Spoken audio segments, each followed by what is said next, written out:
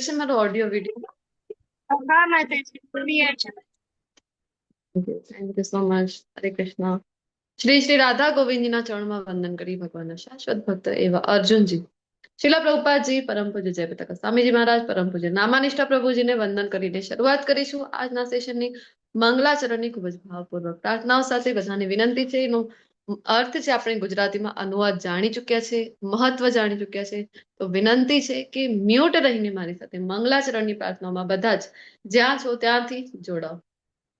ઓમ અજ્ઞાનતિમિરાન્ધસ્ય જ્ઞાનાંજનશલાકયા ચક્ષુરુન્મિલિतं येन તસ્मै શ્રી ગુરુવે નમઃ.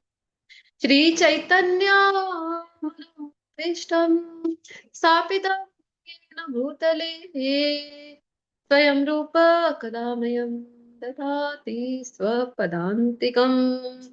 वन्देऽहं श्रीगुरो श्रीयुतपदकमलं श्रीगुरून् वैष्णवांश्च श्रीरूपं साग्रजातं सकलरघुनाथान्वितं तं सजीवं साद्वैतं सावधूतं परिजनासहितं श्रीकृष्ण चैतन्यदेव श्रीराधा कृष्ण पादान् सकललिता श्रीविशाखान्वितांश्च हे कृष्ण करुणा सिन्धो दीनबन्धो जगत्पते गोपेश गोपिकान्त राधाकान्त नमोऽस्तुते.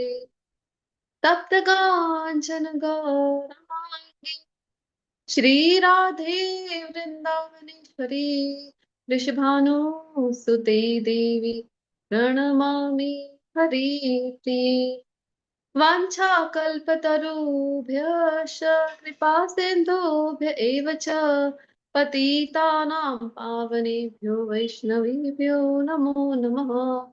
अनंत कोटि वैष्णव वृंद की जय. शिला प्रभुपाद की जय. ग्रंथराज श्रीमद्भागवतम भगवत गीता की जय. सद्गुरुदेव की जय. सभी श्रोताओं की जय. जय श्री कृष्ण चैतन्य प्रभु नित्यानंद श्री अद्वैत गदाधर श्रीवासादि गौरवृंद. हरे कृष्णा कृष्णा कृष्णा हरे हरे, हरे राम राम हरे हरे. हरे कृष्ण. વેલકમ. ખૂબ ખૂબ સ્વાગત છે શ્રી શ્રી રાધા ગોવિંદ ટેમ્પલ ઇસ્કોન કુલાઈ મેંગલોરના વતીથી તમારા બધાનું હું હૃદયપૂર્વક સ્વાગત કરું છું. હરે કૃષ્ણ. અહીરજી, માતાજી માતાજી, દંડવત પ્રણામ. હરે કૃષ્ણ. દંડવત પ્રણામ. અર્ચના ગોહિલજી, ભાગ્યશ્રીજી, खुशबू लाडवाजी, जिग्नाजी, कलाजी, मनालीजी, मनीषजी, मीनाजी, पारुलजी, दीपिका पटेलजी, प्रवीणाजी, रिपलजी, सीमाजी, તૃપ્તિજી, વિજયજી ઝૂમ યુઝર છે અને હજી એક ઓપ્પો યુઝર છે. રીનેમ કરો તો હું તમને ઓળખી શકું. અને મારી સાથે મારી એડમિન કોહોસ્ટની જે ટીમ જોડાયેલી છે એવા આરતીજી, આનંદ સાગર પ્રભુજી, ખૂબ ખૂબ ધન્યવાદ તમારી સેવાઓ બદલ. બિમલા માતાજી નથી જોડાયા આજે. બિમલા રચનાની માતાજી, હરે કૃષ્ણ. હરે કૃષ્ણ માતાજી, એમને L5 નું ભક્તિ વૃક્ષ છે. ઓકે, રાઈટ, કોઈ વાત નહીં. ચલો આપણે શરૂઆત કરીએ આજના અધ્યાયની. એની પહેલા એક દૃશ્ય આપણી સમક્ષ છે, એ તમારે જણાવવાનું છે બધાને કે કયું દૃશ્ય છે. પછી આપણે જોઈશું આજના ચેપ્ટરનું જે નામ છે. કોના કોના દર્શન થઈ રહ્યા છે આ પિક્ચરમાં એ બોલો. હરે કૃષ્ણ. અવાજ આવે છે ને મારું બધાને? હરે હરે કૃષ્ણ કૃષ્ણ. માતાજી. કૃષ્ણ ભગવાન અને રાધા રાણી. નહીં, ભગવાન છે. બીજા કોણ છે એ બતાવો. હજી કોના કોના દર્શન થાય છે? 3 જણ મને તો દેખાઈ રહે છે ક્લિયરલી. નારદ મુનિ. હા, નારદ મુનિ નારદ છે. ક્યાંથી જઈ રહ્યા છે? બલરામ છે. બલરામ. નારદ મુનિ આકાશ માર્ગે જઈ રહ્યા છે. અને ભગવાનની સાથે જે છે એ કોણ છે? બલરામ. બલરામજી છે. તો ભગવાન શ્રી કૃષ્ણ અને બલરામજી ઉભા ઉભા વાતો કરી રહ્યા છે. અને આકાશ માર્ગેથી આવી રહ્યા છે નારદજી નિહાળવા માટે. દેવતાઓ તો વારંવાર આવતા હતા. શું નિહાળવા માટે? તો ભગવાનની આ જે નગરી છે, કઈ નગરી છે ભગવાનની, બોલો તો? દ્વારકા. દ્વારિકા નગરી. તો દ્વારિકા નગરીનું જે ઐશ્વર્ય હતું ને, એ જોવા માટે, એ નિહાળવા માટે દેવતાઓ પણ લાલાયિત રહેતા, વારંવાર આવતા હતા. અને નારદજી તો તમને ખ્યાલ છે, મનથી પણ વધારે ગતિ છે એમની પાસે. એમને ક્યાંય પણ જવું હોય, ઈચ્છા માત્ર કરે તો ત્યાં પહોંચી જાય છે. નો પાસપોર્ટ, નો વિઝા, જ્યાં ઈચ્છા કરે છે ત્યાં પહોંચી જાય છે. તો ભગવાનની નગરીમાં વારંવાર આવતા હતા ભગવાનનું ઐશ્વર્ય જોવા માટે. તો શું કામ આ દ્વારિકા નગરીને આપણે જોઈ રહ્યા છે, બોલો તો? આજના ચેપ્ટરનું નામ શું છે? અધ્યાય નંબર કયું ચાલી રહ્યું છે, ખ્યાલ છે ને તમને? કયા અધ્યાય ઉપર પહોંચી રહ્યા છે આજે આપણે? 10 વિભૂતિ યોગ. હા, અધ્યાય 10. કાલે આપણે 9 સુધી ભણી ગયા છીએ. આજે 10મા અધ્યાયમાં પ્રવેશ કરવા જઈ રહ્યા છીએ, જેનું નામ છે વિભૂતિ યોગ. તો વિભૂતિનો અર્થ શું થાય છે?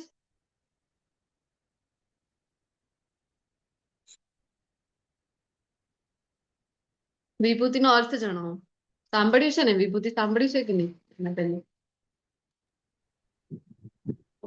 વિભુ એટલે પરમેશ્વર, એટલે કે ભગવાન થાય. અને ભગવાનમાં જે સટ ઐશ્વર્ય છે એટલે એને વિભૂતિ કહેવાય છે. સર્વશ્રેષ્ઠ. હરે કૃષ્ણ. હરે કૃષ્ણ. ખૂબ સરસ પ્રયત્ન કર્યો છે, ધન્યવાદ માતાજી. યસ, હજી કઈ એડ કરવું છે કોઈને?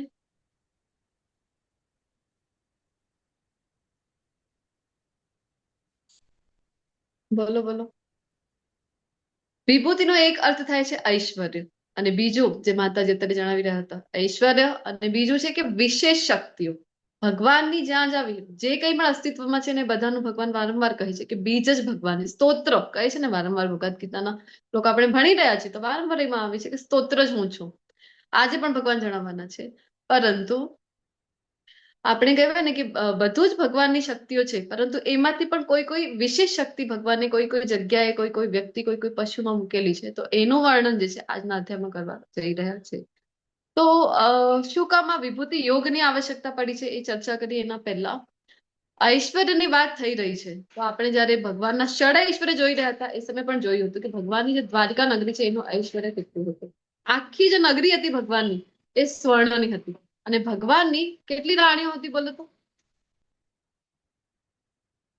8. 16,008. ટોટલ બધી 16,108. 16,108. વિચાર કરો, દ્વારિકા નગરી અત્યારની જેટલો માત્ર ક્ષેત્ર આપણને દેખાય છે કે નાનકડું વિસ્તાર, એટલું નહોતું. ભગવાનના સમયની વાત છે. તો દ્વારિકા નગરી અત્યારે જ્યાં છે ત્યાંથી લઈને છેક કચ્છ સુધીમાં એનો વિસ્તાર હતો દ્વારિકા નગરીનો. કારણ કે 16,108 તો રાણીઓ જ હતી ભગવાનની. તો બધા જ રાણીઓના જુદા જુદા મહેલો, ને બધા જ રાણીઓથી ભગવાનને છે 10-10 પુત્ર હતા. 10-10 પુત્ર હતા, અને બધા જ મહેલોની જે દાસીઓ છે એ જુદી હતી. અને પછી એમના પરિવાર. તો વિચાર કરો વિસ્તાર કેટલો બધો થઈ ગયો છે. તો એટલો વિસ્તાર હતો ભગવાનની નગરીનો. અને ઐશ્વર્યની તો વાત જ શી કહેવી. જેમ કીધું, સુધર્મા સભા અહીંયા જે હતી ભગવાનની, એ જોવા માટે તો દેવતાઓ વારંવાર આવતા હતા. કારણ કે આવું ઐશ્વર્ય તો સ્વર્ગલોકમાં જોવા ન મળે. એવું ઐશ્વર્ય ભગવાનની અહીંયા દ્વારિકા નગરીમાં હતું. નારદજીને તો વારંવાર થતું હતું કે આ તે શું થઈ રહ્યું છે. ભગવાન જે છે, ભગવાનની લીલાઓ સમજવા માટે, જોવા માટે વારંવાર આવતા હતા. ક્યારેક જોઈએ છે તો ભગવાન ક્યાં છે, તો ભગવાન કોઈ રાણી સાથે વનમાં વિહાર કરી રહ્યા છે. ક્યાંય જોઈ રહ્યા છે તો ક્યાંક તો ભગવાન છે, એમની રાણી છે, એમને ભોજન પ્રસાદ છે એ ગ્રહણ કરાવી રહ્યા છે. ક્યાંક જોઈ છે તો ભગવાન છે બાળકો સાથે રમી રહ્યા છે. તો આશ્ચર્ય થતું હતું નારદજીને કે આ વળી કેવી લીલા છે ભગવાનની. તો આ ઐશ્વર્ય છે ભગવાનની નગરીનો. તો ઐશ્વર્ય વિશે આજના અધ્યાયમાં આપણે જોવા જઈ રહ્યા છીએ. તો શું કામ જરૂર પડી રહી છે ઐશ્વર્ય જોવાની? કારણ કે જો કોઈના વિશે જાણીએ આપણે, કોઈના વિશે, જ્યારે તમે ભૌતિક જગતનું એક ઉદાહરણ લઈએ કે છોકરો છે છોકરીને જોવા માટે જાય, અથવા તો છોકરીવાળા છે છોકરાને જોવા માટે જાય છે, તો શું જોતા હોય છે આપણે? ઐશ્વર્ય જોતા હોય છે. કારણ કે ઐશ્વર્ય જોઈએ, એના વિશે જાણીએ તો જે છે પ્રેમ આપણને થાય છે. તો જ્યારે છોકરો જોવા જતા હોય છે આપણે, તો જોઈએ છે ને કે એમની સંપત્તિ કેટલી છે. અચ્છા, ત્યાં ખેતર છે કે નહીં, ગામડે ખેતર છે, ગામડે ઘર છે કે નહીં. રહેવું તો ભલે છોકરીને સિટીમાં જ હોય, પરંતુ આ બધું પ્રોપર્ટી જોતા હોય છે. ગાડી છે કે નહીં, બધી સુખ સુવિધાની વસ્તુઓ છે કે નહીં, ઘર પોતાનું છે કે નહીં, બધું જોઈએ છે કે નહીં.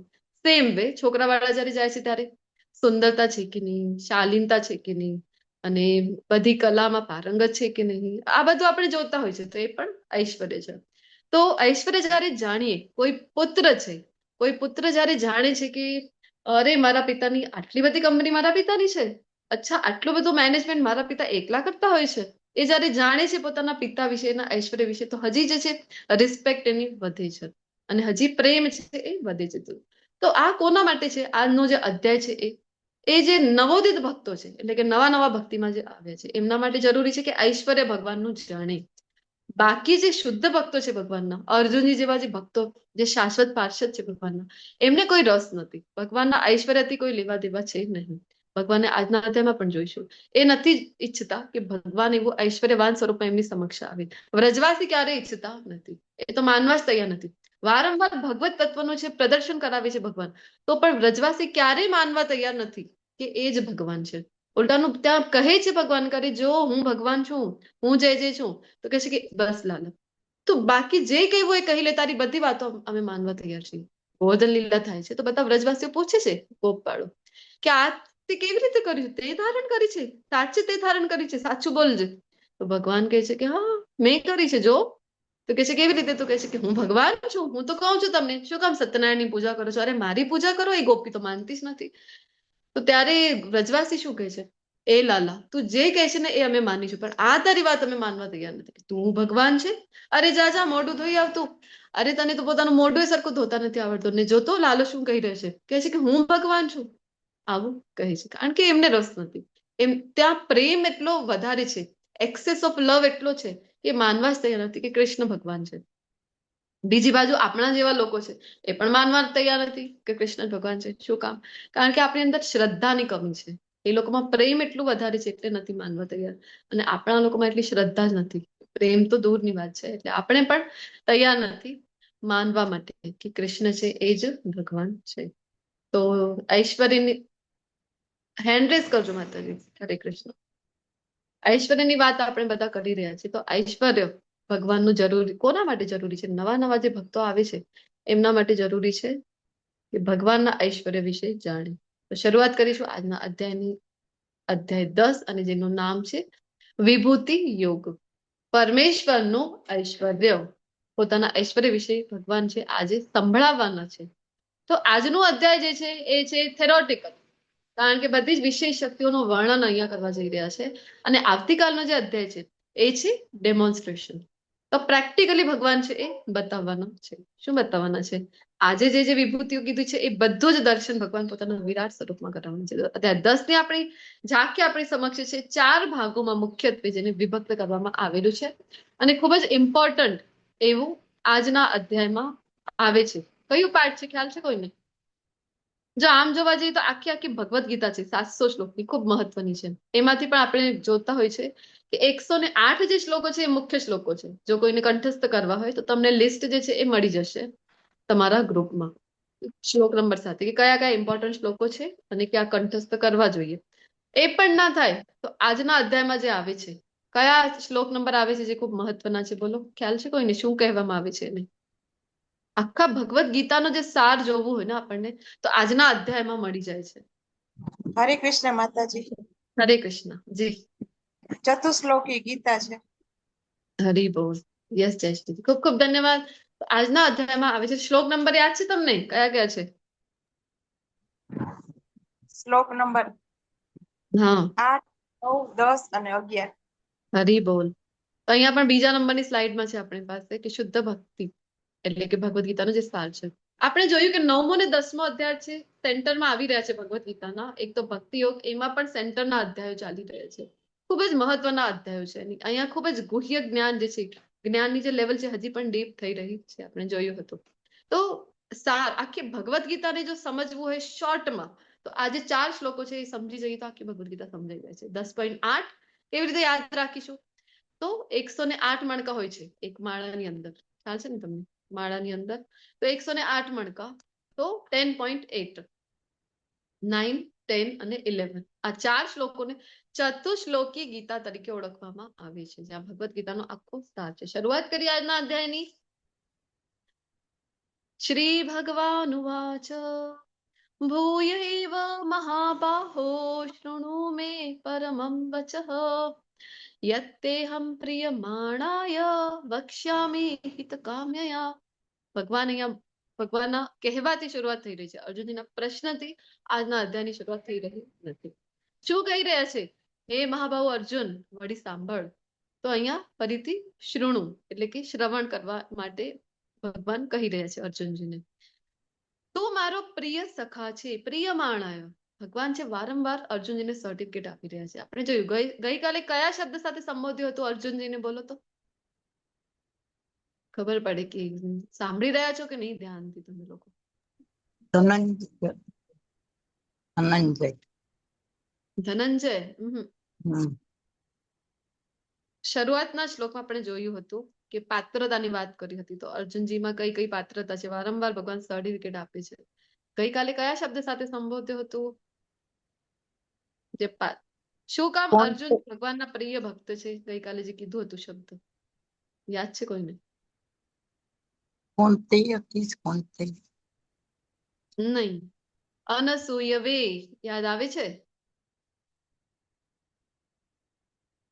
અનસૂયવે એનો અર્થ ઉપર ચર્ચા કરી હતી. હા ઈર્ષા અનસૂયવેનો કરતા અર્થ બોલો બોલો. નથી. ઈર્ષા કરતા નથી. ઈર્ષા કરતા કરનાર નથી. કે ના કરનાર? ઈર્ષ્યા નથી કરનાર. ન કરનાર જે છે એને અનસૂયવે કહે છે. ગઈકાલે અનસૂયવે કીધું, એની પહેલા પણ આપણે જોયું 4.3 માં ભક્તો મે સખા ચેતી રહસ્ય એતમોત્તમમ. શું કામ આટલો ઉત્તમ રહસ્યમય જ્ઞાન ભગવાન અર્જુનજીને જ આપી રહ્યા છે? કારણ કે અર્જુનજી ભક્ત પણ છે અને સખા પણ છે. આજે કહી રહ્યા છે પ્રિય માણય, હે Arjun, you are my dear friend. અહીંયા કહી રહ્યા છે તું ખૂબ પ્રિય છે મને, તેથી જ હું તારા હિતાર્થે એવું જ્ઞાન પ્રદાન કરીશ કે જે મેં અગાઉ સમજાવેલા જ્ઞાનથી પણ શ્રેષ્ઠ હશે. મેં જોયું કે હજી ડીપ થતું જાય છે જ્ઞાન અને ક્વોલિટી જે છે હજી શ્રેષ્ઠતમ થતી જઈ રહી છે. કઈ ઘટના છે અહીંયા મહાભારતની? બોલો.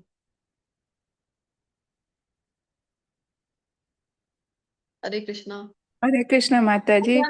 હવે બધા એક્ટિવ મોડ ઉપર આવી જાઓ તમે બધા. જ્યારે યુદ્ધની તૈયારી હતી ત્યારે ભગવાન પાસે મદદ માંગવા માટે અર્જુન દુર્યોધન ગયા હતા, તે ઘટના છે. હરી બોલ. ખૂબ સરસ. તો મહાભારતનું જે યુદ્ધ થયું એના પહેલા જયારે યુદ્ધ નક્કી થઈ ગયું ને, ભગવાન તો ગયા હતા શાંતિ દૂત બનીને, પરંતુ આ તો માન્યો નહીં દુર્યોધન. તો યુદ્ધ જયારે નક્કી થયું કે હવે તો યુદ્ધ થવાનું જ છે, તો પછી મામા શકુની મોકલે છે અહીંયા દુર્યોધનને કે જા તું જઈને ભગવાને, કારણ કે બલરામજી તો તૈયાર નહોતા યુદ્ધ માટે એટલે યાત્રા પર નીકળી જાય છે, ના પાડી છે. એમણે ભગવાનને પણ ના પાડી હતી બલરામજી કે આપણે આમાં પડવાનું નથી, કારણ કે બંને પક્ષ તો આપણા સગાવાલા છે, આપણા સંબંધીઓ છે, તો ના પાડી હતી. પોતે તીર્થાટન માટે નીકળી જાય છે યાત્રા ઉપર. તો પછી ભગવાન કહે છે કે ના, મારા ભક્તને હું એકલો છોડી શકું નહીં. કહે છે કે ઠીક છે, હું પ્રતિજ્ઞા લઉં છું કે શસ્ત્ર નહીં ઉપાડું, પરંતુ આમ તો મદદ તો કરી શકાય ને. તો ત્યારે હા પાડી હતી બલરામજી. અને પછી એ વાતની જયારે જાણ થઈ તો શકુની મામા મોકલે છે. શું કામ મોકલે છે દુર્યોધનને? બોલો તો ફટાફટ.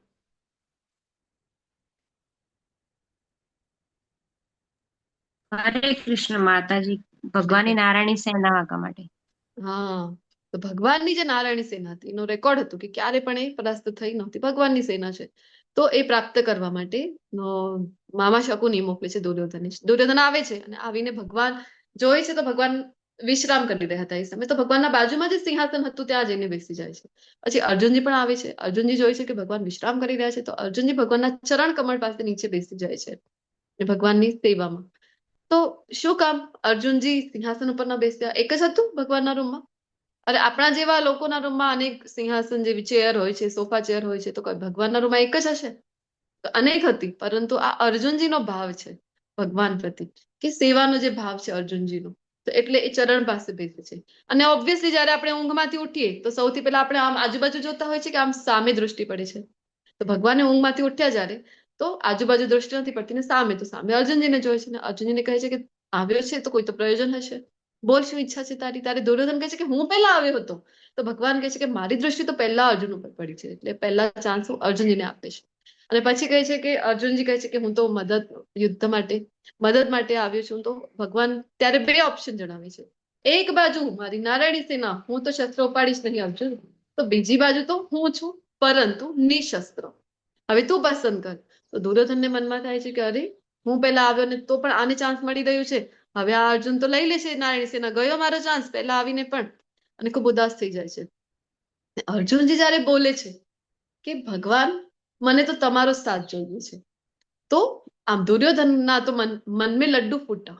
પરંતુ હવે સામે શું કહે છે દુર્યોધન કે અરે, હવે તો મને તમારો સાથ જોઈતો હતો પણ અર્જુને લઈ લીધો ને, હવે હું શું કરું? ચલો ઠીક છે, નારાયણ સેના આપી દેજો મને. આવું કહે છે. વાસ્તવમાં તો એ જ જોઈતી હતી, એટલા માટે જ આવ્યો હતો.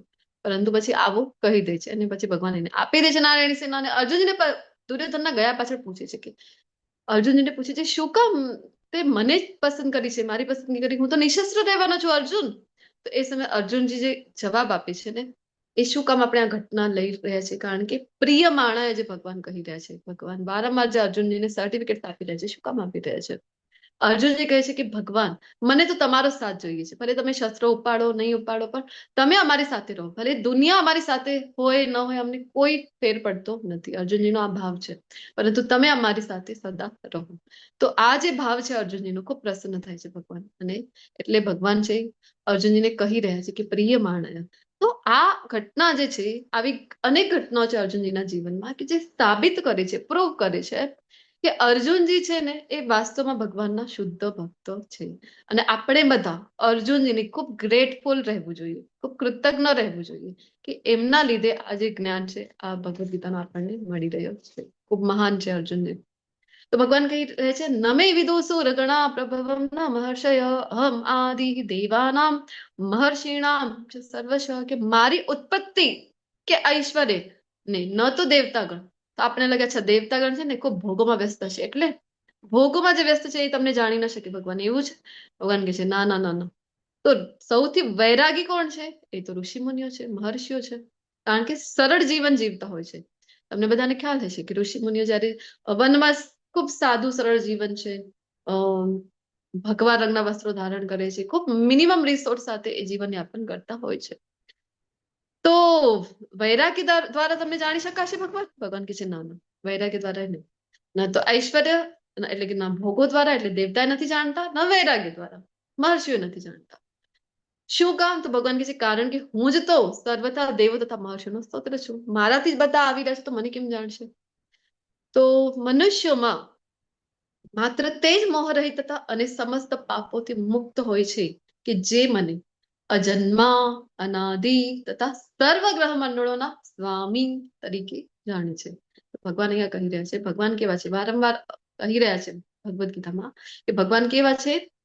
અજન્મા છે, શાશ્વત છે, અનાદિ છે, અને બધા જ ગ્રહ મંડળોના સ્વામી ભગવાન છે. કઈ ઘટના છે અહીંયા બોલો તો? પિક્ચરમાં દેખાઈ રહી છે આપણને, એ ખૂબ કોના કોના દર્શન થઈ રહ્યા છે એ બતાવો પહેલા તો. હરે કૃષ્ણ. દેવકીજી. દેવકીજી ક્યાં બેઠા છે? હા હા, દેવકી છે. અને એના બધા દેવી દેવતાઓ બધા એને એ જયારે કૃષ્ણ એના ઉદરમાં હોય છે ત્યારે દર્શન કરવા માટે નારદજી છે, દેવી દેવતાઓ છે, બધા એ આવેલા છે. અને આ મને એમ છે જેલમાં છે. જી, જેલમાં હતા ને? ક્યાં હતા બોલો? ગર્ભવતી હતા દેવકીજી, તો હા, ક્યાં હતા? જેલમાં જ હતા ને. કૃષ્ણ ભગવાનનો જન્મ જેલમાં જ હતો. જેલમાં જ હતા. તો દેવકી મૈયા છે અહીંયા, અને એ જયારે ગર્ભવતી હતા એટલું તો તેજ, કારણ કે ભગવાન એમની ગર્ભમાં છે, વિચાર કરો તો, એટલું તો તેજ એમના મોઢા પર આવી ગયું હતું દેવકી માતાનું. તો અને બધાને ખ્યાલ જ હતું કે ભગવાન પ્રકટ થવાના છે ને એ સમય હવે બહુ જલ્દી આવી રહ્યો છે, કારણ કે કંસથી તો બધા જ ખૂબ ત્રસ્ત થઈ ગયા. માત્ર અહીંયાના લોકો નહીં, આ દેવતાઓ પણ જયારે કંસ છે ને પોતાની ભ્રુકુટી છે, જે આઈબ્રો હોય છે ને, એ માત્ર આમ ક્રોસ કરીને, આમ ટેડી કરીને એક દૃષ્ટિ મૂકે ને તો ઇન્દ્રનો તો સિંહાસન આખો હલી જતો હતો. તો દેવતાઓ પણ ત્રસ્ત હતા એમના જે આતંકથી. બધા આસુરો એવી જ હરકતો કરતા હોય છે ને, દેવતાઓ હોય કે અહીંયા બધા હોય, બધા લોકોમાં હાહાકાર મચાવી દે છે. તો આસુરી પ્રવૃત્તિ એવી જ હોય છે. તો સેમ વે અહીંયા દેવકી મૈયા જયારે ગર્ભવતી છે અને બધાને ખૂબ ઉત્સુક છે, ત્યારે અમારા ભગવાન હવે આવવાના છે, અમારા ભગવાન હવે આવવાના છે. તો બધા જે દેવતાઓ છે એ વારંવાર આવતા હતા દેવકી મૈયાના દર્શન કરવા માટે. દેવકી મૈયાના દર્શન કરવા વારંવાર આવતા હતા જેલમાં. શિવજીનો પણ ઘણા પ્રસંગો આપણને જોવા મળે છે. શિવજી તો વારંવાર આવતા હતા. નાનકડા એવા હતા બાલગોપાલ યશોદા મૈયાની પાસે જ્યારે ત્યારની વાત છે. વેશ બદલીને આવે છે શિવજી છે એ યોગીના વેશમાં આવે છે અને ભિક્ષામ દેહી કરીને યોગી જેમ આવે દરવાજા ઉપર તેમ એમના દરવાજા ઉપર આવી ગયા હતા યોગીના વેશમાં. અને યશોદા મૈયા કહે છે કે અરે બાબા તમે પધાર્યા, ભલું થયું, ઉભા રહો, તમારા માટે કંઈક લઈ આવું. પછી પૂછવા આવે છે કે શું આપું તમને, કઈ રત્ન માણેક કોઈ કિંમતી વસ્તુ શું આપું? તો અહીંયા શિવજી કહે છે અરે ના ના મૈયા, આ તો હવે કહેતા તો નથી એમને પણ મનમાં એ ભાવ છે, અરે હું તો કોણ છું, હું તો શિવજી છું અને મને તો કઈ જોતું નથી, મને તો તારા લાલાના દર્શન કરાવી દે ને મૈયા, હું તો એટલા માટે જ અહીંયા આવ્યો છું. કારણ કે આ શિવજી તો કેવા છે, ચપટી ભભૂત में है खजाना कुबेर का. ભોલેનાથનું અતિશય પાવન એવું શ્રાવણ માસ ચાલી રહ્યું છે તો બધા ભોલેનાથ પાસે માંગતા હોય છે. નામ જ એમનું ભોલેનાથ છે કારણ કે જલ્દી પ્રસન્ન થઈ જાય છે અને આપી દે છે. જેને જે જોઈએ છે એને એ આપી દે છે. પરંતુ પોતે કેવા છે તો પોતે વૈરાગી, એમને કાંઈ નથી જોતું. એમને આપણે જ્યારે પણ જોઈએ તો એ ધ્યાનમગ્ન છે. કોના ધ્યાનમાં છે તો સદા એ પ્રભુ શ્રી રામનું છે એ ચિંતન કરતા હોય છે. તો ભગવાન શ્રી કૃષ્ણનું, ભગવાન શ્રી રામનું એ ચિંતન કરતા હોય છે. એમને એમની મસ્તીમાં જ, એમની ભક્તિમાં જ એમને તો આનંદ છે.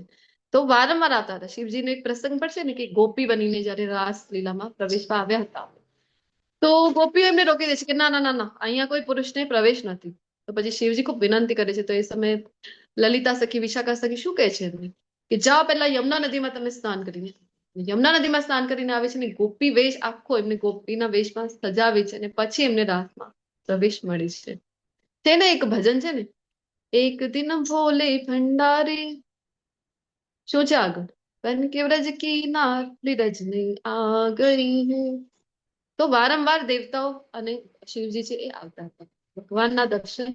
હજી ભગવાન આવવાના છે ત્યારથી માતા દેવકીના દર્શન કરવા માટે.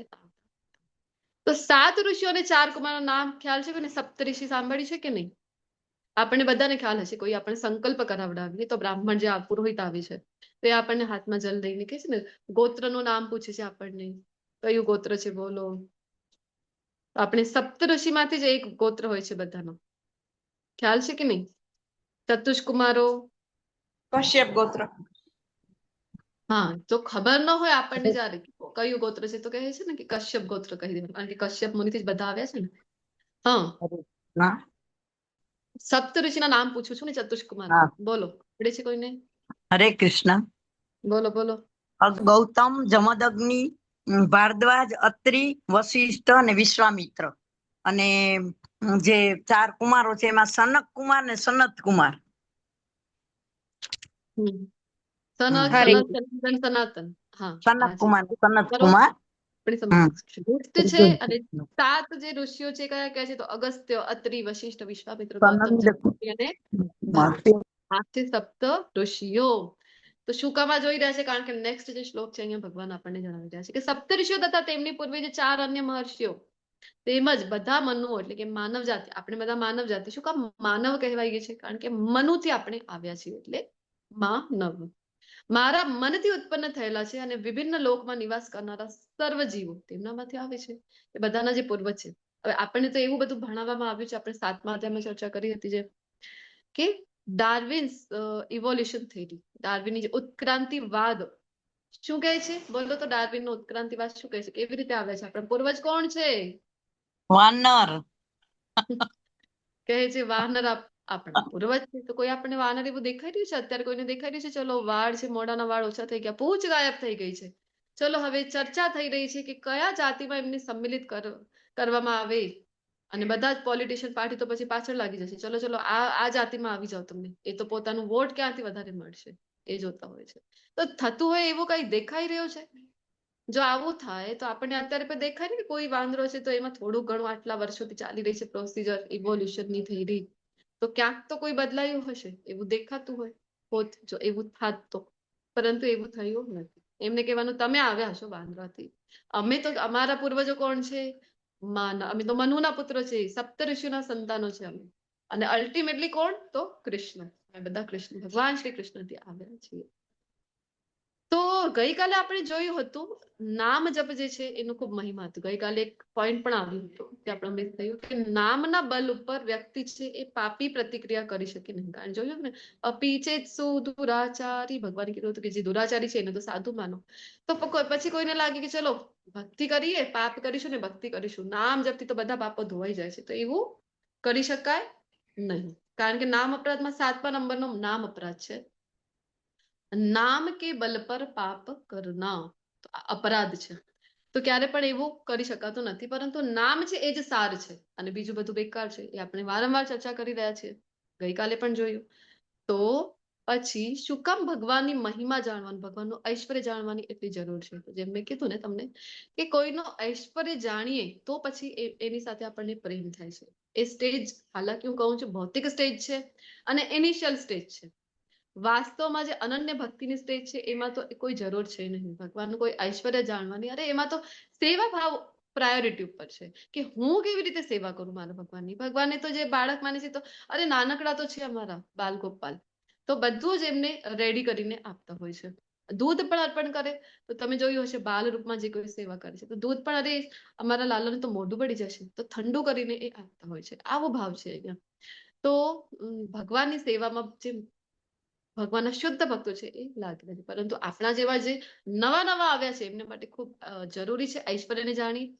બીજું એ કે ભગવાન જે આ શ્લોકમાં એનો મહિમા કહી રહ્યા છે કે ઐશ્વર્ય જાણવાથી ફાયદો શું છે? તો કહે છે કે જે મનુષ્ય મારા આ ઐશ્વર્ય તથા યોગને વિશે ખરેખર દૃઢ વિશ્વાસ ધરાવે છે કે ના, મારા ભગવાનનું તો આટલું ઐશ્વર્ય છે, જે જાણે છે, જે શ્રદ્ધા ધરાવે છે, તો ભગવાન કહી રહ્યા છે કે તે મારી અનન્ય ભક્તિમાં સંલગ્ન થાય છે. ફાયદો શું છે? એનું બેનિફિટ એ છે કે ભગવાનની અનન્ય ભક્તિમાં પછી ધીરે ધીરે, મેં કીધું ને છે, હવે આપણા જેવા લોકો નવા નવા આવે તો એને ખબર પડે અચ્છા ભગવાનની આપણા ભગવાનનું ઐશ્વર્ય છે, આપણા મારા ભગવાનનું ઐશ્વર્ય છે. અને તો પણ આપણે જોઈએ કે આટલા ઐશ્વર્ય યુક્ત હોઈને પણ ભગવાન કેટલા સરળ છે. ભગવાન ભક્તો માટે આવે છે કે નહીં? વારંવાર આપણે ચર્ચા કરતા હોય છે કે ભગવાન ભક્તો માટે, માત્ર અર્જુનજી માટે ડ્રાઈવર બન્યા છે નહીં. કલયુગના તો ઢગલા બંધ ઉદાહરણો છે ભક્તોના, જે આપણે જોઈએ છે. સંત બોડાણાજી છે, એમના માટે પણ ડ્રાઈવર બનીને આવ્યા કે નહીં? ગાડું હાંક્યું કે નહીં? જનાબાઈ માટે ચક્કી દળવા માટે, લોટ પીસવા માટે આવે છે કે નહીં? તો ભગવાન ભક્તો માટે કેટલા સરળ બનીને આવી રહ્યા છે. આપણને એવું લાગે છે કે આપણે શું ભગવાનની સેવા કરીશું, આપણે શું ભગવાનને પ્રેમ કરીશું? ભગવાનનો પ્રેમ તો જુઓ તમે, ભગવાનનો પ્રેમ એટલો છે ને કે આપણે, ભગવાન કહે છે ને કે તું ચલે પગ એક, મેં ચલું પગ. આપણે માત્ર ઈચ્છા વ્યક્ત કરીએ ભગવાનને જાણવાની, ભગવાનને પ્રેમ કરવાની. વાસ્તવમાં આપણે કોઈ પ્રેમ કરતા નથી. ભગવાનની એટલી કૃપા છે આપણા ઉપર. આપણે જયારે શાંતિથી તમે બેસો અને આત્મચિંતન કરશો તો તમે પણ મારી વાત સાથે તમને ક્લિયર થશે કે આ જે વાત હું કહી રહી છું એ કેવી રીતે સાર્થક થાય છે. તો 12મા અધ્યાયમાં હજી એના ઉપર ડિટેલમાં ચર્ચા કરીશું અમરીશ મહારાજના પ્રસંગમાં. તો અત્યારે જોઈએ કે ભગવાન શું આપે છે. ઐશ્વર્ય માત્ર જાણી લો તો ભગવાન એને પોતાની અનન્ય ભક્તિ આપી દે છે અને આ વિશે લેશ માત્ર શંકા નથી. આ કઈ ઘટના છે બોલો તો? શ્રીમદ ભાગવતમનું કયું પ્રસંગ છે? હરે કૃષ્ણ. હરે કૃષ્ણ. કૃષ્ણ ભગવાન ને બલરામ બંને ગોકુળ છોડીને મથુરામાં આવે છે ત્યારે બધા સ્વાગત કરે છે મથુરાવાસીઓ તેનું. ખૂબ સુંદર વર્ણન છે શ્રીમદ ભાગવત. યસ શ્રી ધન્યવાદ. તો અક્રૂરજી જયારે લેવા આવે છે અને ભગવાન બધું જ છોડીને જયારે આવ્યા છે મથુરા નગરી. હવે વૃંદાવન તો કેવું હતું? એ તો વન જેવું જ હતું ને. વન પાસે જ ગામ બનાવીને રહ્યા હતા એ જગ્યાએ. તો આટલા ગામડામાંથી આવ્યા છે ને હવે આ તો નગરી છે. નગરી તો કેવી છે? મોટમોટા ભવનો તમને અહીંયા પિક્ચરમાં દેખાઈ રહ્યા છે. તો બધાની જયારે ખબર પડી કે કૃષ્ણ બલરામ આવ્યા છે તો બધા એટલા ઉત્સુક છે ને ખૂબ સુંદર વર્ણન છે ભાગવતમાં કે બધા જ જ્યાં જ્યાં છે કોઈ પોતાની અટારીમાં આવી ગયા છે, ગેલેરીમાં આવી ગયા છે કે અરે કૃષ્ણ બલરામ આવે છે એમને જોવા. જે કઈ કાર્ય કરી રહ્યા હતા એ બધું જ મૂકી દઈને, સ્ત્રીઓ છે કોઈ શૃંગાર કરી રહી હતી તો એક આંખમાં કાજલ લગાવ્યું છે અને બીજા આંખમાં હજી તો બાકી છે અને આવી જ રીતે દોડ મૂકી દીધી છે. કોઈ છે કે હોઠને પોતાની લાલી લગાવી રહ્યું હતું અને હોઠને લાલી લગાવતા લગાવતા આખા મોઢા પર લાલી પસરી ગઈ છે તો પણ આમ જ દોડ મૂકી રહ્યા છે. કોઈની રસોઈ ચાલી રહી છે, કોઈ સાસુ સસરાની સેવા કરી રહ્યા હતા, જે કઈ કરી રહ્યા હતા બધું પડતું મૂકીને, જે પ્રભુજીઓ હતા, જે પુરુષ, જે મથુરા નગરના નિવાસીઓ, પોતપોતાની દુકાનો હતી, વ્યવસાય હતા, જે કઈ કરી રહ્યા હતા બધું જ મૂકીને આવી રહ્યા છે. શું કામ? અરે અમારા તારણહાર આવ્યા છે, અરે અમારા કૃષ્ણ બલરામ આવ્યા છે, તો એમને જોવા માટે બધા દોડ મૂકી રહ્યા છે. અને જ્યાંથી પણ જોઈએ છે ત્યાંથી એમને કૃષ્ણ બલરામના એટલા સુંદર દર્શન થઈ રહ્યા છે. એવું નહીં કે દૂર ક્યાંક ઉભા છે તો દૂરથી એમને નાના નાના દેખાઈ રહ્યા છે કૃષ્ણ બલરામ. તો લઈ આવો બાયનોક્યુલર આવે છે ને દૂરબીન, એ લઈ આવો, ચલો એના દ્વારા જોઈએ. હા, હવે કૃષ્ણ બલરામ દેખાઈ રહ્યા છે. એવું હતું નહીં.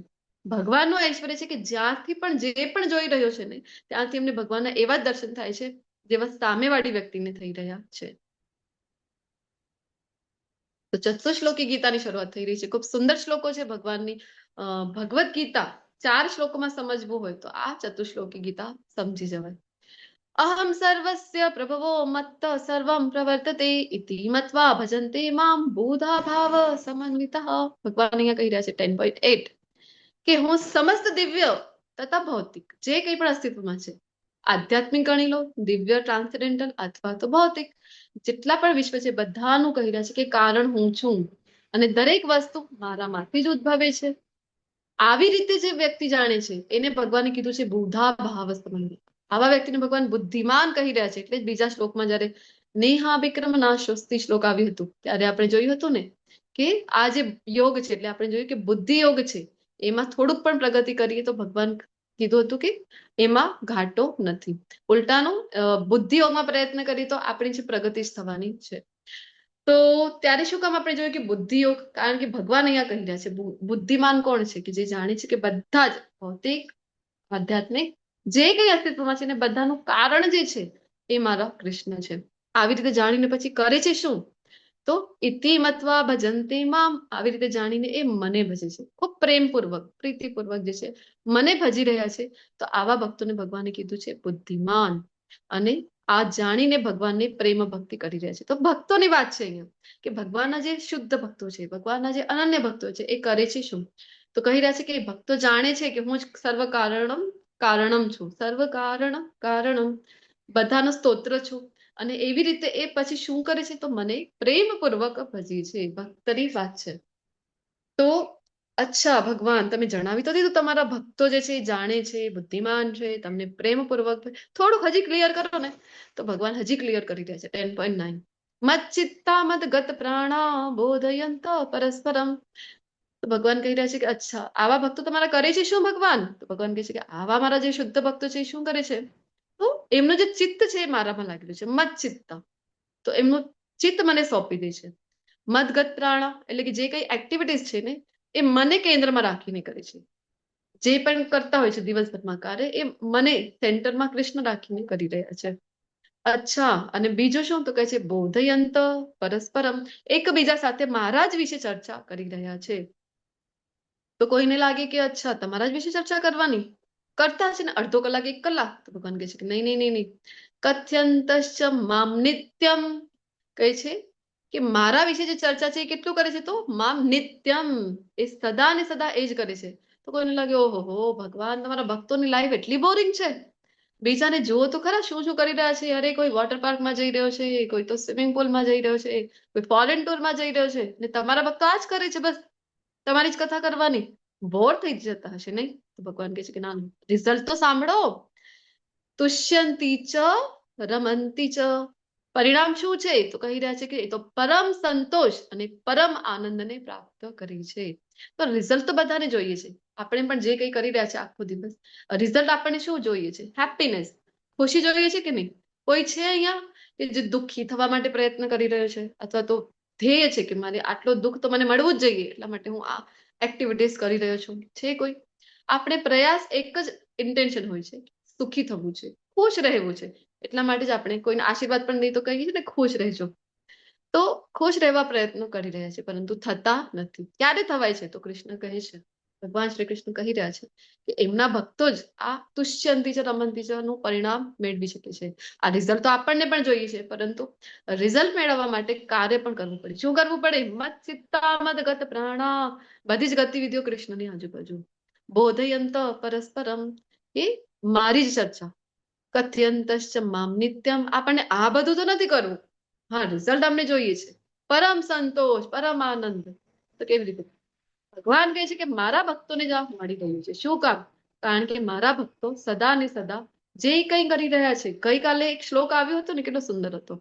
યત કરોષિ યત અશ્નાસી યત જુહોષિ દદાસી યત યત તપસ્યસી કૌંતેય, કીધું હતું ને જે કંઈ ખાય છે, જે કંઈ કરે છે, જે દાન તપ કરે છે, બધું જ મને અર્પણ કરી દે.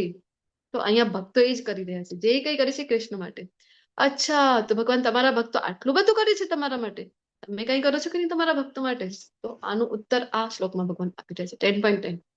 તેષામ સતત યુક્તાનામ ભજતામ પ્રીતિપૂર્વકમ, કે મારા આવા ભક્તો કે જે પ્રીતિપૂર્વક મને જ ભજી રહ્યા છે, આવા ભક્તોને શું આપો છો ભગવાન તમે?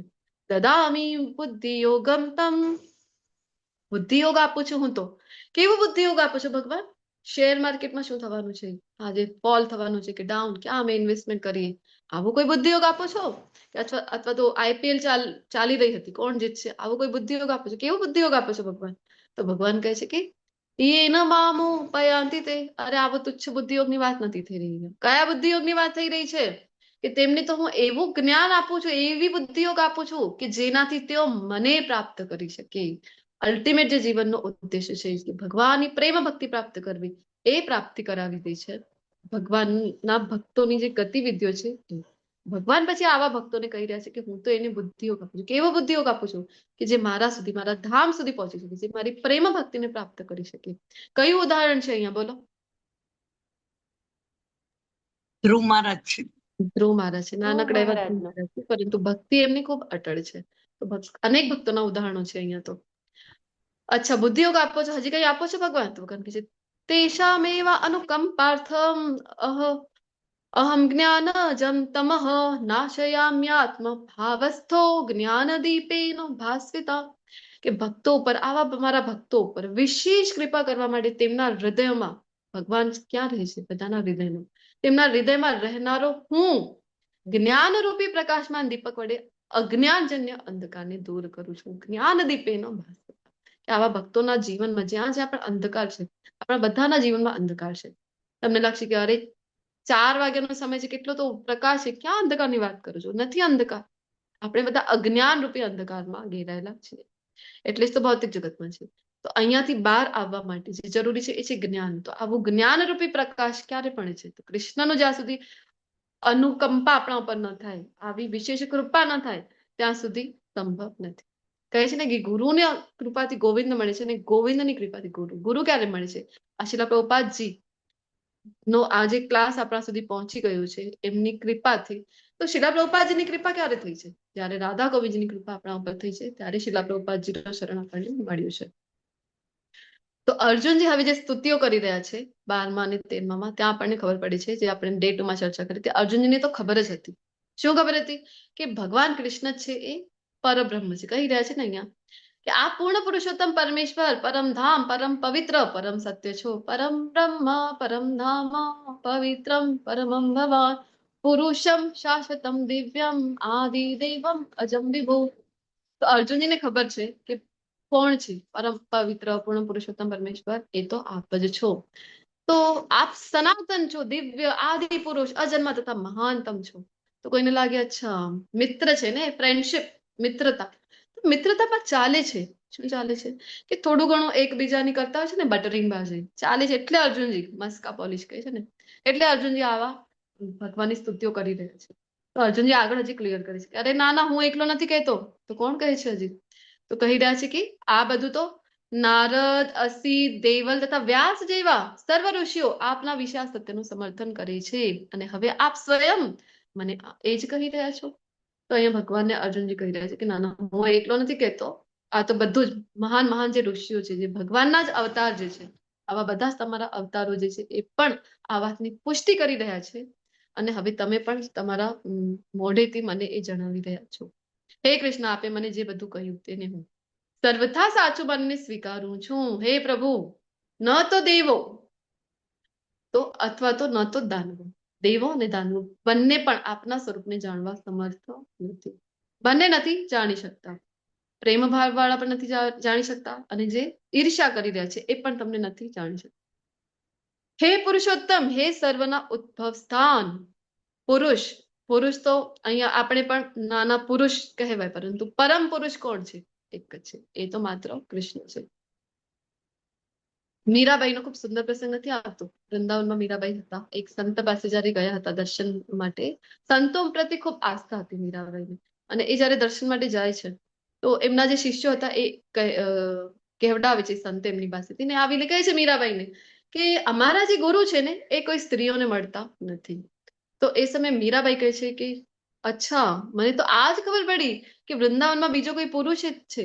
તો એ પૂછે છે કે એમને સમજાયું નહીં પહેલા. તો પછી મીરાબાઈ ત્યારે કહે છે કે મને તો એવું થયું આ વૃંદાવનમાં તો એક જ પુરુષ છે કૃષ્ણ, બીજો કોઈ પણ પુરુષ અહીંયા રહે છે તો આજે ખબર પડી. ને આ જયારે વચનો સાંભળે છે એમના ગુરુ તો દોડ મૂકીને આવે છે કે કોણ છે આવા મહાન સ્ત્રી, અને એમના દર્શન કરવા માટે આવે છે અને એમને પ્રણામ કરીને એમને પુત્રીની જેમ ખૂબ વહાલ કરી છે જે સંત છે એ. તો પુરુષ તો એક જ છે, પરમ પુરુષ એક જ છે. કોણ છે એ? કૃષ્ણ. બાકી બધા તો પ્રકૃતિ. 13મા અધ્યાયમાં જોઈશું કે આપણે બધા ભગવાનની પ્રકૃતિમાં આવીએ છીએ. તો પુરુષોત્તમ છો તમે, હે સર્વનો ઉદ્ભવસ્થાન, હે સમસ્ત જીવોના સ્વામી, હે દેવોના દેવ. આપણને લાગે દેવોના દેવ તો મહાદેવ છે, મહાદેવ છે, પરંતુ મહાદેવ પણ ક્યાંથી આવી રહ્યા છે? તો અલ્ટિમેટલી બધા જ અવતારો કૃષ્ણના પુરુષ અવતારથી આવે છે. હે વિશ્વના સ્વામી, આખા વિશ્વના સ્વામી છે, આખા જગતના સ્વામી છે. એટલા માટે તો ભગવાનનું એક નામ શું છે? અત્યારે રથયાત્રા ગઈ છે, બોલો શું નામ છે ભગવાન? જગન્નાથ. નાથ જગન્નાથ જગન્નાથ જગન્નાથ, તબ કે હે નાથ યે નાથ જગન્નાથ. તો એકમાત્ર આપ જ પોતાની અંતરંગ શક્તિથી પોતાને જાણો છો. તમારા વિશે તો બીજું કોઈ જાણી શકતું નથી, તમે જ જાણી શકો છો. હે કૃષ્ણ પરમ યોગી, હું કેવી રીતે આપનું સતત ચિંતન કરું? તમે કહી રહ્યા છો કે તમે જ છો, તો તમારું સતત ભક્તો છે, તમારું સતત સ્મરણ કરે છે, સતતમ કીર્તયંતો મામ, ગઈકાલે કીધું. અને કેવી રીતે આપને જાણી શકું? તો હું તમને કેવી રીતે યાદ કરું, કેવી રીતે જાણું? તો હે પૂર્ણ પુરુષોત્તમ પરમેશ્વર, આપનું સ્મરણ કયા કયા રૂપોમાં કરવામાં આવે? હે જનાર્દન, આપ કૃપા કરી ફરીથી આપના યોગ સામર્થ્ય તથા ઐશ્વર્યનું વિસ્તારથી વર્ણન કરો. ફરીથી એટલે કારણ કે પહેલા પણ કહી ચુક્યા છે, તો હવે હજી ડિટેલ માગી રહ્યા છે વર્ણન અર્જુનજી. હું આપના વિશે શ્રવણ કરવામાં ક્યારેય તૃપ્ત થતો નથી. ભક્તોનો આ ગુણ છે, જેટલો સાંભળે છે ને એટલો હજી ને હજી સાંભળવાની ઈચ્છા થાય છે. આપણે તો હજી શરૂઆતના સ્ટાર્ટિંગ પાપા પગલી વાળા સ્ટેજ ઉપર છે. તો અરે 1 કલાકનું કહે તો છે આ માતાજી, ક્યારે 1 કલાકમાં ક્લાસ તો પૂરો થતો જ નથી. ક્યારે પૂરો થાય ક્લાસ, ક્યારે અહીંયાથી છૂટા પડીએ અમે, આપણા મનમાં એવું આવે છે. પણ જે ભગવાનના ભક્તો છે એમને જેટલું સાંભળે છે એટલું વધારે ને વધારે સાંભળવાની. શ્રીમદ ભાગવતમમાં પણ શૌનક આદિ ઋષિઓ જે છે એ સુત ગોસ્વામી પાસે કહે છે કે નહીં, સ્વાદુ સ્વાદુ પદે પદે, જેટલું સાંભળીએ છે એટલું હજી કહો ને અમને ભગવાન શ્રી કૃષ્ણ વિશે, તો જેટલું સાંભળીએ કારણ કે એટલું હજી ને હજી સાંભળવાની ઈચ્છા થાય છે. કેમ કે જેમ હું આપણા વિશે વધુ સાંભળું છું તેમ શબ્દરૂપે અમૃતનું વધુ ને વધુ આસ્વાદન કરવા ઈચ્છું છું. તો શું કામ પૂછી રહ્યા છે ભગવાનને તમારી શક્તિઓ જણાવો? કારણ કે જયારે આપણે સર્જનને જોઈએ તો કોઈ વસ્તુને જોઈએ, રચનાને જોઈએ તો રચનાકાર યાદ આવે છે. વિચાર કરો, પહેલો જે પિક્ચર છે કોનું છે બોલો તો? પહેલું પિક્ચર કોનું છે? ખૂબ પ્રખ્યાત ચિત્રકારી, ડ્રોઈંગ, પેઇન્ટિંગ કહેવાય ને, મોનાલિસા. મોનાલિસા. સાંભળ્યું છે કે નહીં તમે? અમે તો નાના હતા ત્યારથી સાંભળેલું હતું. બેચેસ આવતા પહેલા અમારા ઘરમાં, તો જયારે પહેલી વાર મેં જોયું એ બેચ ઉપર હતું મોનાલિસાનો ફોટો. તો ખૂબ પ્રચલિત છે કારણ કે વિશ્વભરમાં સુંદરતા માટે જે પેઇન્ટિંગ કરી છે ખૂબ સુંદર રીતે કરી છે. તો કોણે કરી છે આ પેઇન્ટિંગ બોલો તો? મોનાલિસા જોઈને કોણે યાદ આવે છે આપણને? ચિત્રકાર કયા હતા?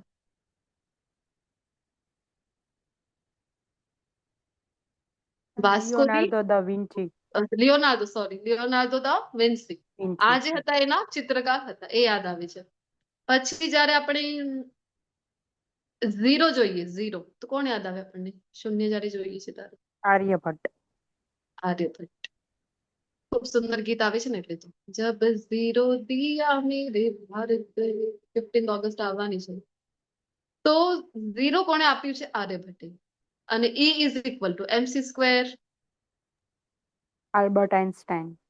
હા, તો આ જે ફોર્મ્યુલા છે ઇલેક્ટ્રિસિટીનો, આ આપ્યું છે આલ્બર્ટ આઇન્સ્ટાઈન. તો આપણને જયારે આપણે રચના જોઈએ તો આપણને યાદ આવે છે રચનાકાર. તો તમે કંઈ કહો એવું ભગવાન કે જે રચના જોઈએ અમે, તો તમે અમને યાદ આવો. તમે કહો છો તમારા ભક્તો તમારું સતત ચિંતન કરે છે.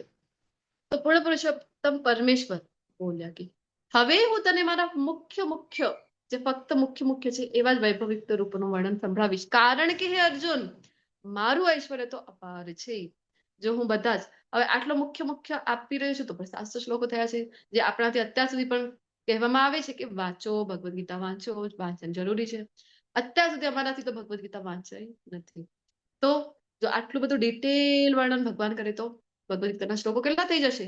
અનંત. કારણ કે ભગવાનનું ઐશ્વર્ય કેવું છે? અનંત. પછી તો એ ક્યારે આપણે ખોલીએ? આપણે તો દૂરથી જ પ્રણામ કરીને જતા રહીશું. ભગવાન મુખ્ય મુખ્ય ઐશ્વર્ય જણાવી રહ્યા છે. હવે તો અહીંયા લેવલ 1 નો ક્લાસ છે, તો હું ફક્ત વિભૂતિઓનો ઉચ્ચારણ કરવાની છું. લેવલ 2 માં જયારે આવો છો, એક એક વિભૂતિ ઉપર ડિટેલ ચર્ચા કરવામાં આવે છે. હે અર્જુન, હું જીવ માત્રના હૃદયમાં સ્થિત પરમાત્મા છું. તો અહીંયા ભગવાન ફરીથી કહી રહ્યા છે કે પરમાત્મા કોણ છે? હૃદયમાં જે વિરાજમાન છે એ હું છું. હું જ સમસ્ત જીવોનો આદિ, મધ્ય તથા અંત છું. જે કોઈ પણ આવી રહ્યું છે જગતમાં, જાણી લો કે એ બધા કોની શક્તિ દ્વારા આવી રહ્યા છે? ભગવાનની શક્તિ છે. આપણે આવી પણ રહ્યા છે, ગ્રો કરી રહ્યા છે, બધું જ કઈ ભગવાનથી છે. આદિત્યમાં હું વિષ્ણુ છું. કેટલા આદિત્ય છે બોલો તો?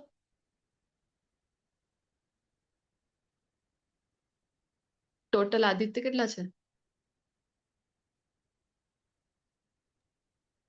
12 આદિત્ય સાંભળ્યું છે કે નહીં? હરે કૃષ્ણ. હરે કૃષ્ણ. અવાજ આવે છે મારો?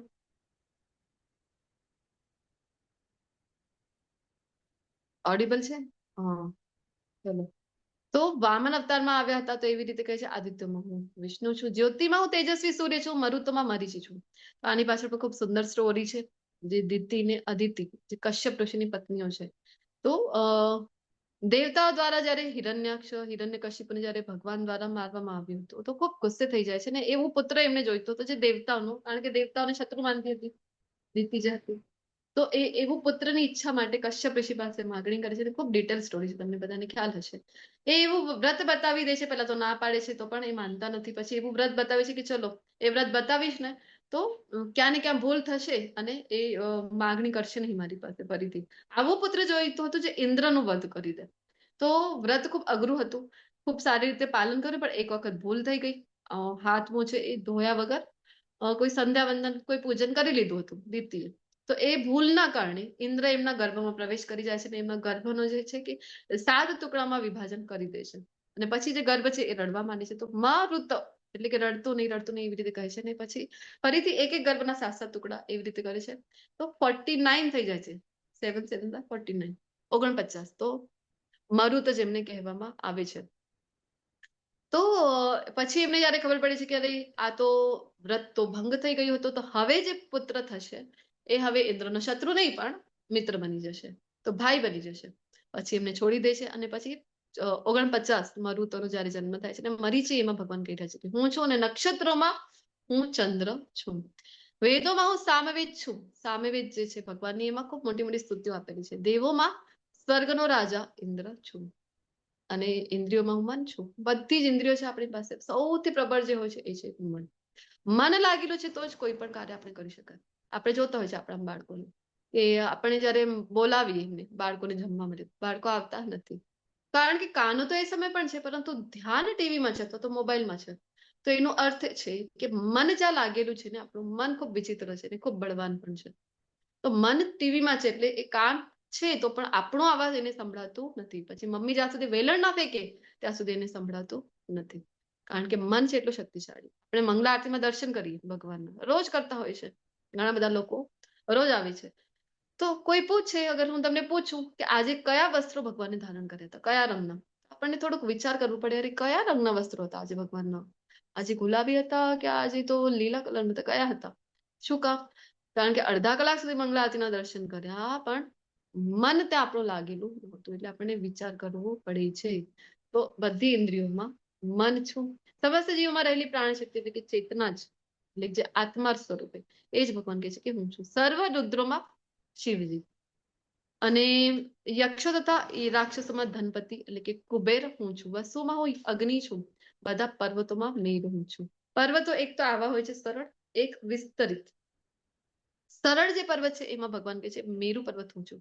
એટલા માટે આપણા માળાની અંદર પણ જયારે આવે છે ને સુમેરુ મણકો, તો આપણે એને ઓળંગતા નથી ક્યારે પણ. જયારે સુમેરુ મણકો આવે છે અહીંયા હોય છે ઉપર, તે સુમેરુ મણકાને આપણે મારું બ્રેક થઈ ગયું છે, આપણે ક્યારે પણ એને ઓળંગતા નથી.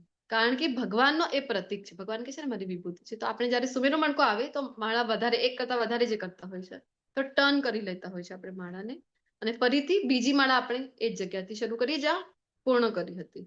તો ભગવાન કહે છે કે મેરુ પર્વત હું છું. હે અર્જુન, પુરોહિતોમાં હું બૃહસ્પતિ છું, સેના નાયકોમાં હું કાર્તિકેય છું. જ્યારે પણ દેવો દાનવો યુદ્ધ ચાલે છે તો દેવતાઓની પાસેથી જે ટીમ મોકલવામાં આવે છે તો સેનાપતિ કોણ હશે? તો શિવજીના પુત્ર પાસે વિનંતી કરવામાં આવે છે, કાર્તિકેયજી ચલો આ પાસ્થાનને સંભાળો. અને સર્વ જળાશયોમાં ભગવાન કહી રહ્યા છે મોટા મોટા જળાશયોમાં હું સમુદ્ર છું. તો ભક્તો જયારે સમુદ્ર જોઈ છે, સમુદ્ર કિનારા પર જાય છે તો એમને ભગવાન યાદ આવે છે. એ ત્યાં જઈને માળા જપ કરતા હોય છે. દ્વારિકા નગરી હોય પછી ભલે અથવા તો ગોવાનો સમુદ્ર હોય, એમને કોણ યાદ આવે છે? એમને કૃષ્ણ યાદ આવે છે. એ ત્યાં જપ કરે છે. બાકી બધા ભક્તો તમને ખબર છે, ભક્ત જે નથી, ભક્તિમાં જે નથી, એ બધા સમુદ્ર કિનારે જઈને કેવી કેવી એક્ટિવિટીઝમાં પરોવાઈ જાય છે. તમને બધાને ખ્યાલ છે. મહર્ષિઓમાં ભૃગુ છું. ભૃગુ ઋષિ ખ્યાલ છે ને, પરીક્ષા લેવા ગયા હતા. ત્રિદેવોમાં શ્રેષ્ઠ કોણ છે?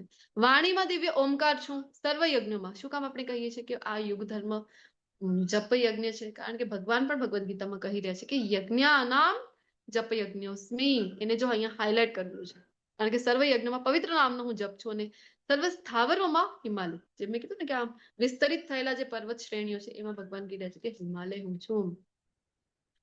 સર્વ વૃક્ષોમાં અશ્વત્થ વૃક્ષ છું. અશ્વત્થ વૃક્ષ ક્યાં છે ને બધાને નીચે જેના ડાળખી આવે છે શું કહે છે એને?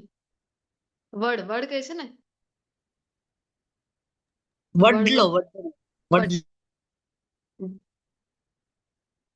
તો હા, એ વૃક્ષ જે છે ભગવાન કે જે હું છું. દેવર્ષિઓમાં હું નારદ છું અને બધા જ ગંધર્વોમાં ચિત્રરથ છું અને પુરુષોમાં હું જ કપિલ મુનિ છું. કપિલ મુનિ માતા દેવહૂતિના પુત્ર રૂપે જયારે ભગવાન આવ્યા હતા અને પોતાની જ માતાને સાંખ્ય દર્શનનું જે જ્ઞાન આપ્યું હતું. શ્રીમદ ભાગવતમ તૃતીય સ્કંદમાં એનું વર્ણન છે. અશ્વમાં મને ઉચ્ચશ્રવા જાણ, જયારે સમુદ્ર મંથન થયું હતું એમાંથી જે આવ્યા હતા ઉચ્ચશ્રવા, એ જે અશ્વ છે એ ભગવાન કહે છે હું જ છું ને કે જે અમૃત માટે થયેલા સમુદ્ર મંથન વખતે ઉત્પન્ન થયો હતો ને ગજરાજોમાં હું ઐરાવત છું. પછી એ પણ ઐરાવત છે, એ પણ સમુદ્ર મંથન થી નીકળ્યા અને ઇન્દ્રને આપવામાં આવ્યા હતા. ઇન્દ્ર પાસેથી જયારે ભૂલ થઈ ગઈ હતી, જયારે અપરાધ થઈ ગયો હતો, બધાને ખ્યાલ છે કે નહીં કયો અપરાધ થયો હતો ઇન્દ્ર દ્વારા? હરે કૃષ્ણ. ભગવાનનો અપરાધ કર્યો હતો કે નહીં વ્રજભૂમિમાં? પ્રલય જેવી વર્ષા વરસાવી હતી કે નહીં? ગોવર્ધન લીલા યાદ છે ને? તો ગોવર્ધન લીલાની સમય જયારે અપરાધ થયો પછી જયારે ખબર પડી કે એ જ પૂર્ણ પુરુષોત્તમ પરમેશ્વર છે તો હવે ભગવાનનો સામનો કેવી રીતે કરવો, તો પછી અભિષેક કરાવે છે ગજરાજ પાસેથી. એમની બધા સૂંડમાંથી દિવ્ય જલ લઈ આવે છે ને ભગવાનનો અભિષેક કરે છે. ગોવિંદ કુંડ કરીને અત્યારે પણ આપણને પરિક્રમા કરી ગોવર્ધન ત્યાં જોવા મળે છે. મનુષ્યમાં હું રાજા છું. રાજામાં જે શક્તિ છે નેતૃત્વ કરવાની, એ ભગવાનની શક્તિ છે. હું શસ્ત્રોમાં વજ્ર છું. વજ્ર ખૂબ કઠોર હોય છે. કોઈની સાથે સરખામણી કરવી તો કઈ ના, જો આ તો વજ્ર જેવો છે. ગાયોમાં સુરભી છું. એ જ ઘટના ઇન્દ્રવાળી, જયારે અપરાધ થયું હતું તો અભિષેક કર્યું અને પછી ગાયને આગળ કરે છે સૌથી પહેલા તો, કારણ કે ગાય ભગવાનને અતિ પ્રિય છે. તો સુરભી ગાય અતિ પ્રિય છે, એને આગળ કરે છે અને એના દુગ્ધ દ્વારા પણ ભગવાનનો અભિષેક કરે છે. પ્રજાપતિઓના કારણોમાં હું જ પ્રેમનો દેવ એટલે કે કામદેવ છું તથા સર્પોમાં હું જ વાસુકી છું. અનેક ફેણવાળા નાગોમાં હું અનંત છું. કહેવાય છે ને કે અનંત શેષ બલરામજીના જે વિસ્તાર છે એમની તો એક ફેણ ઉપર પૃથ્વીને ટકાવી રાખેલી છે. તથા જળચરોમાં હું વરુણદેવ છું. વરુણદેવની અહીંયા એક ઘટના આપેલી છે. ખૂબ સુંદર પ્રસંગ જયારે બને છે કે નંદ બાબા ને વરુણ દેવતાના જે દૂતો હોય છે એ લઈ જાય છે. ક્યાં લઈ જાય છે? એમના લોકમાં. એ સમય પછી ભગવાન જાય છે એમને છોડાવવા માટે. હું દિવંગત પિત્રોમાં અરેમાં છું. પિતૃલોક અને યમલોક બાજુમાં છે. તો જયારે યમલોક ખાલી છે, ધારો કે યમરાજ જે છે એ જ વિદુરજી બનીને અહીંયા આવ્યા હતા ને ભગવાનની લીલામાં, તો યમરાજ જયારે પૃથ્વીલોક ઉપર આવ્યા છે વિદુરજીના રૂપમાં, તો એમનું જે શાસન છે જે યમલોક છે એને પણ કોણ સંભાળી રહ્યો છે હવે? અર્યમા, જે પિતૃલોકના અધિષ્ઠાતા દેવ છે, બંનેની દેખભાળ કરે છે. અર્યમાનું કામ છે જે કંઈ આપણે પિતૃઓને અર્પણ કરીએ છીએ એ શ્રાદ્ધ દ્વારા અને જે વિધિઓ છે એ પિતૃઓ સુધી પહોંચાડે છે. ત્યાંના અધિષ્ઠાતા દેવતા છે અને નિયમોનું પ્રવર્તન કરનારા નિયામકોમાં હું જ મૃત્યુદેવ એટલે કે યમરાજ છું. યમરાજ ભગવાનના 12 મહાજનમાંથી એક છે, ભગવાનના ભક્ત છે. દૈત્ય અસુરોમાં હું જ ભક્ત મહારાજ એટલે કે ભક્તરાજ પ્રહલાદ છું. ભક્તોનું શિરોમણી તો મુકુટ હોય છે, અને એની અંદર પણ જે ઉપર જે શોભતું મણિ હોય છે એવું શિરોમણી કહેવામાં આવે છે પ્રહલાદ મહારાજને. તો ભગવાનને ખૂબ પ્રિય છે. અસુર છે તો શું થયું, પરંતુ ભગવાનને ખૂબ પ્રિય છે, કારણ કે ભક્તો જે છે એ પોતાના ગુણ દ્વારા ક્યાં તમારું જન્મ થયું છે કુળ ભગવાન નથી જોતા. તમે સુંદર છો કે નથી એ ભગવાન જોતા નથી. તમે ઊંચા કુલમાં છો કે નહીં એ ભગવાન જોતા નથી. તો ભગવાન શું જોઈ છે પછી? ભગવાન જોઈ છે ભાવ, કારણ કે ભગવાન ભાવના ભૂખ્યા છે. દમન કરનારોમાં હું કાળ છું, પશુઓમાં હું સિંહ છું, અને પક્ષીઓમાં હું ગરુડ છું. સિંહને જોઈને, સિંહ આમ તો ખૂબ ક્રૂર છે, પરંતુ એક સિંહની જે શક્તિ છે એને જોઈને આપણે પણ આપણા બાળકોને પણ કહેતા હોય છે કે નહીં, અરે તું તો મારો સિંહ પુત્ર છે, એવું કહીએ છીએ કે નહીં. પવિત્ર કરનારામાં હું વાયુ છું. વાયુ કેવી રીતે પવિત્ર કરે છે એ વધારે ડિટેલ ચર્ચા કરવાની આવશ્યકતા નથી. કોરોના કાળમાં બધાએ જોઈ લીધું છે કે વાયુનું મહત્વ શું છે અને કેવી રીતે આખા બોડીને, એટલે તો પ્રાણાયામ કરીએ છીએ આપણે કે બોડીને એ ક્લીન કરે છે. શસ્ત્ર ધારણ કરનારામાં હું રામ છું, અને એટલે પરશુરામની વાત કરે છે અહીંયા. માછલીઓમાં મગર છો. મગરની પકડ એવી છે કે એકવાર પકડી લીધો ને તો છોડતો જ નથી. ગજરાજની અને ગજેન્દ્રજીની અને એ મગરની કથા ખ્યાલ છે ને બધાને. વહેતી નદીઓમાં હું જ ગંગા છું, અને હે અર્જુન હું સમગ્ર સર્જનોનો આદિ મધ્ય તથા અંત છું. હું સર્વ વિદ્યાઓમાં અધ્યાત્મ વિદ્યા, સૌથી મહાન કોઈ વિદ્યા ગણવામાં આવે છે તો એ છે અધ્યાત્મ વિદ્યા. એ ભગવાન કહે છે હું છું. તર્કશાસ્ત્રીમાં હું જ નિર્ણાયક સત્ય છું. જ્યાં સુધી એક કન્ક્લુઝન ઉપર ના પહોંચે ત્યાં સુધી જે તર્ક વિતર્ક તો બધા કરતા જ રહે છે. તો એક સત્ય, એક વાતને આપણે માની લઈએ કે હા આ જ કન્ક્લુઝન છે તો જ પૂર્ણ થાય, નહીં તો આ બહેસ તો ચાલતી જ રહે છે. તો એક નિર્ણાયક સત્ય ભગવાન કહે છે હું છું. અક્ષરોમાં અકાર છું. અકાર, વગર અક્ષર વગર કોઈ પણ અક્ષર પૂર્ણ થતો નથી. તો એ અક્ષર જ ભગવાન કહી રહ્યા છે કે હું છું. એટલે કે જયારે આપણે બોલી બી રહ્યા છે ને, આપણને કૃષ્ણ યાદ આવે છે. શું કામ? આ વિભૂતિનું વર્ણન છે કૃષ્ણને યાદ કરીને. સમાસમાં દ્વંદ્વ સમાસ છું. સમાસ 4 પ્રકારના હોય છે. સમાસમાં 2 શબ્દો મળીને વ્યાકરણનો વિષય છે. એક શબ્દ બને છે. કોઈ કોઈ જગ્યાએ પહેલા શબ્દનું મહત્વ બીજા શબ્દ કરતા વધારે છે, કોઈ કોઈ જગ્યાએ બીજા શબ્દનું મહત્વ પહેલા શબ્દ કરતા વધારે હોય છે. પરંતુ દ્વંદ્વ સમાસમાં એવું છે કે બંને શબ્દોનું મહત્વ ઇક્વલ છે. ધારો કે કૃષ્ણ અર્જુન, એટલે કે કૃષ્ણ અને અર્જુન સમાન અહીંયા મિનિંગમાં. સીતારામ, તો સીતાજીને રામજીનું એટલું જ મહત્વ છે. આવી રીતે દ્વંદ્વ સમાસ છે. શાશ્વત કાળ પણ હું છું, અને સૃષ્ટાઓમાં હું જ બ્રહ્મા છું. તો શિવજી ગણી લો કે બ્રહ્માજી ગણી લો, ભગવાન બધું કહી રહ્યા છે કે હું જ છું. હું જ સર્વભક્ષી મૃત્યુ છું, અને હવે પછી ભાવિમાં થનારને ઉત્પન્ન કરનારો પણ હું જ છું. સ્ત્રીઓમાં હું કીર્તિ, લક્ષ્મી, સ્મૃતિ, બુદ્ધિ, ધૃતિ તથા ક્ષમા છું. સ્ત્રીઓમાં એક ખૂબ સારો ગુણ હોય છે કે ક્ષમા જલ્દી કરી દે છે. અને આપણે જે પણ ઐશ્વર્ય જોઈને આપણે કોણ યાદ આવવા જોઈએ? આપણે જયારે આ ઐશ્વર્ય જોઈએ ત્યારે આની વાણી કેટલી સરસ છે, કેટલું સુમધુર બોલે છે. અથવા તો કોઈને આપણે જોઈએ કે કેટલી બુદ્ધિમાન છે, અરે કેટલા જલ્દી ક્ષમા કરી દે છે. તો આ ગુણો જયારે જોઈએ તો આપણને કોણ યાદ આવવા જોઈએ? કૃષ્ણ છે આપણને યાદ આવવા જોઈએ. સામવેદના મંત્રોમાં હું જ સામ છું. સામવેદમાં એક તો સ્તુતિઓ છે ને, એમાં પણ બૃહદ સામ તો મોટી મોટી સ્તુતિઓ છે. સર્વછંદોમાં હું ગાયત્રી, ગાયત્રી એટલે 3 વખત જે ગાવામાં આવે છે આવી ગાયત્રી ભગવાન કહે છે હું છું. મહિનાઓમાં હું માર્ગશીર્ષ છું. માર્ગશીર્ષ મહિનો જે છે એ સમયે બધું જ પ્રકૃતિ ખીલેલી હોય છે બધી. તો એવી જ, અને ઋતુઓમાં વસંત ઋતુ છું. વસંત ઋતુને ઋતુનો રાજા પણ કહેવામાં આવે છે. તમને બધાને ખબર છે કે નવપલ્લવ એ જ સમય ફૂલ બધી જગ્યાએ આપણને જોવા મળે છે. અહીંયા તો એક જ વખત વર્ષમાં આવે છે વસંત ઋતુ, પરંતુ ભગવાનના ધામમાં તો સદા ને સદા એ જ ઋતુ ચાલે છે. દ્યુતમ છલો યામસ્મી, કે છલયત્તામસ્મી, કે છળ કરનારાઓમાં હું જ દ્યુત છું. દ્યુત, કોઈને લાગે કે હું છળ કરી લઉં, અરે છળ કરશો તો એમાં પણ યાદ રાખજો ભગવાન આપણા પિતા છે. ભગવાન કહે છે કે અરે છળ મારી સાથે તમારું કામ આવશે નહીં, હું એમાં તમારો પિતા છું પછી. અને તેજસ્વીઓમાં તેજ હું છું, અને હું વિજય છું, સાહસ છું, તથા બળવાનોનું બળ પણ હું જ છું. મને લાગે કે અરે મેં કરી લીધો જો મારો સામર્થ્ય, એ બધું સામર્થ્ય ક્યાંથી આવે છે? કૃષ્ણની વિભૂતિ છે, કૃષ્ણની શક્તિ છે. હું વૃષ્ણિવંશીઓમાં વાસુદેવ તથા પાંડવોમાં હું જ અર્જુન છું. હું સર્વ મુનિઓમાં વ્યાસ છું, તથા મહાન વિચારકોમાં ઉષ્ણા એટલે કે શુક્રાચાર્ય છું. આ જે બધા ગ્રંથો આપણને આપી રહ્યા છે કોણ છે? એ વેદ વ્યાસ છે. એ બીજું કોઈ નથી, કૃષ્ણના જ અવતાર છે. તો અહીંયા કહી રહ્યા છે કે દૈત્યના જે અસુર છે એટલે કે શુક્રાચાર્ય, એ પણ ભગવાન કહે છે હું છું. શુક્રાચાર્ય દૈત્યના અસુર છે, પરંતુ એક શક્તિ એમની પાસે છે વિશેષ. કઈ? તો ભગવાનને ઓળખી જાય છે. બલી મહારાજના પ્રસંગમાં શું થાય છે?